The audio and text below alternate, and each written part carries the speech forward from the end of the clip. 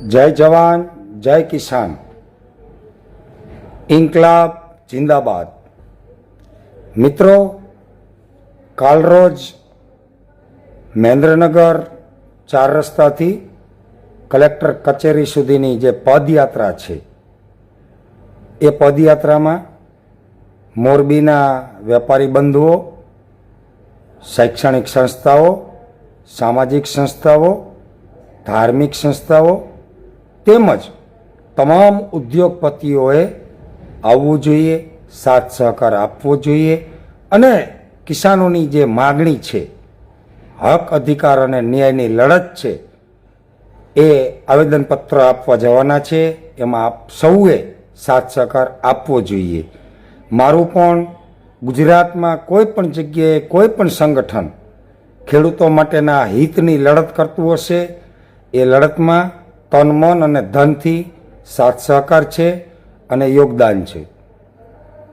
આજે વાત કરવી છે મિત્રો કે આ ગુજરાતની અંદર આ તાનાશાહી ભાજપ સરકારની સામે જે ક્રાંતિકારી મિત્રો અવાજ ઉઠાવે છે તેને કોઈ પણ રીતે દબાવવાનો પ્રયત્ન કરે છે, કચડવાનો પ્રયત્ન કરે છે અને કોઈ પણ રીતે એ અવાજને રૂંધાઈ જાય, દબાઈ જાય એવા પ્રયત્નો સરકાર દ્વારા એટલે કે ભાજપ સરકારના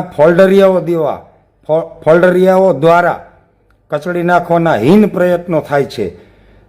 સૌ પ્રથમ મને ડેમેજ કરવામાં આવ્યો કોઈને કોઈ આક્ષેપ પ્રત્યાક્ષેપ કરીને, ત્યારબાદ મારા મિત્રની ગૌશાળાની નોટિસ આપવામાં આવી, એને પણ દબાવવા માટેના પ્રયત્નો થયા। ત્યારબાદ મારા ભાણેજ, મારી સાથે જ બેઠેલા કારુભાઈ, એના ભેડિયા ઉપર રેડ કરી અને એને દબાવવા માટેના પ્રયત્ન કર્યા।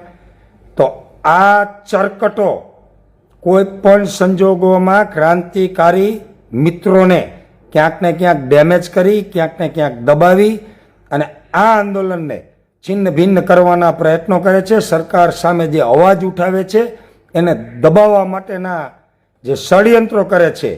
તો આવો સૌ જાગો, કારણ કે આવનારા સમયમાં આજે અમારા 3નો વારો આવ્યો છે, કાલે તમારો પણ વારો હોઈ શકે। એટલે કહું છું, આવો જાગો, એક થાવ, નેક થાવ।